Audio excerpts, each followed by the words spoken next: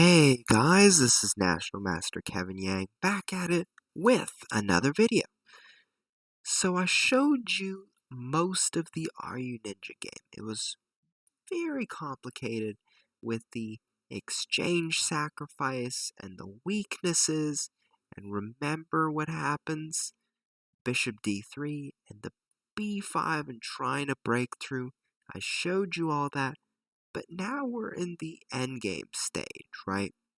I'm up a pawn, and you're asking, National Master, you're up a pawn, right? And Grandmasters draw endgames that are a pawn down, right? That's true, but this one's different, and I'm going to tell you why. It's a combination that my king is much more active than that king, and my pawns are much more connected compared to these guys, right? So the first thing I notice about this position is that my king really wants to go to d5, but that bishop is stopping it for now. So our friend Ninja starts with king g7. I play g5. I want to limit this king from coming to the center. After h6, I take, rook to g1. And the idea is I want to push it to g5. That way I can maybe support an a4, a5 push. I want to be doing some work in this endgame. And my main goal is to make some weaknesses. And you might be like, what? What do you mean by weaknesses? Well, you see, this is a weakness. This is a weakness, right? I want these guys to stand alone so I can have an easier time of getting to them. So right now my bishop and my rook are looking at that pawn, right? So I could play e5 right now, but then I would allow the move g5, right? So I'm thinking about how to do it. Rook f6, king to e3. I take my time. Rook to g5. I first cut off the king. I say, nope, you're not going anywhere. And after bishop to a8, I start my push. Bishop to c6. I just keep pushing. Because now I can take, and now there are 3 weaknesses. I'm very much satisfied. So now I bring my rook to g1. And it's a matter of time before I go whoop, whoop, whoop. That's my goal. But another goal of mine is to maybe try for king d4 and try for e5, right? I want to be able to push these pawns, but I also want to be able to keep the weaknesses there.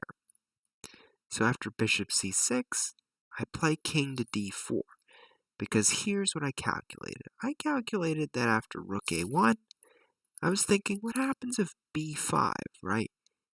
Pawn takes, bishop takes e4, and I was thinking about this.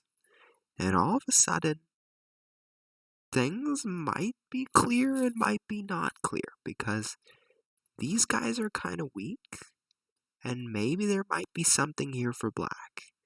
So I had sort of thought about things in advance, and I said, I'm going to play king to d4 first. You play rook f6, okay. I'll play f5 this time. This time I'm not afraid, because if you play g5, which is what Ninja played in the game, then I have something. But if pawn takes, then I'm pretty happy with pawn takes, because now I have these weaknesses to get to. And that's what I didn't have before. Now I have weaknesses. But after g5, I get more. Rook to h5, and there's no way to protect this pawn.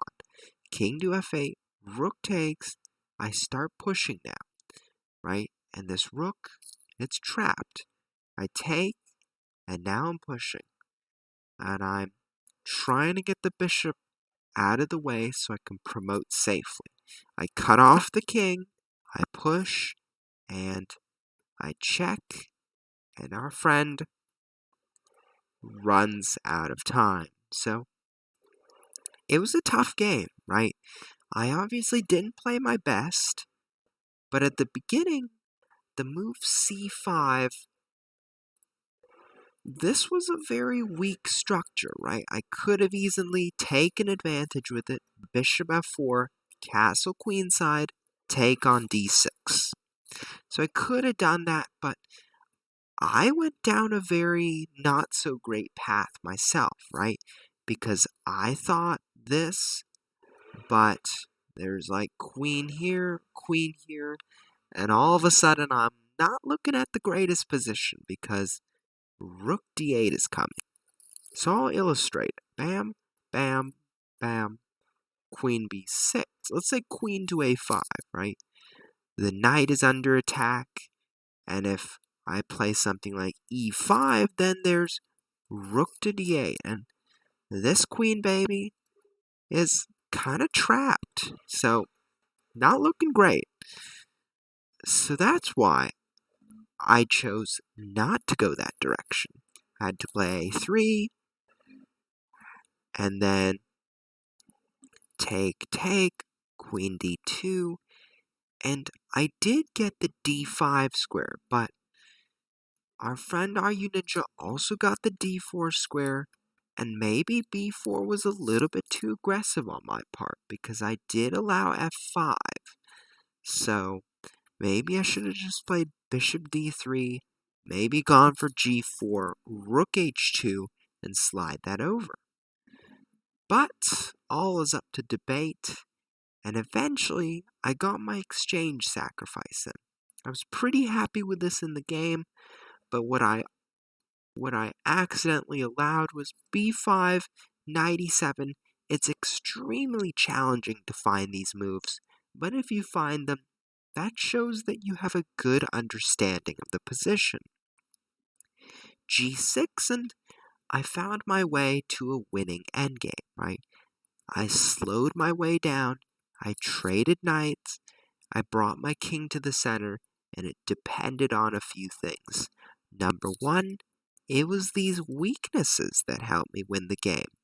Number two, it was me doing something, and I noticed that Runinja's rook just couldn't do much, right? So I was doing my thing, f5, and finally I got my way. I got some pawns, I started rolling them, and it's all about going for the win. So, tough game. I mean, it was double-edged. There was good chances for our Ninja at one point, and good chances in the end for me. So, tough game. It was really one on the ropes, and I gotta say, this was a tough fight, just like any other game. Had a pleasure. It was a blast.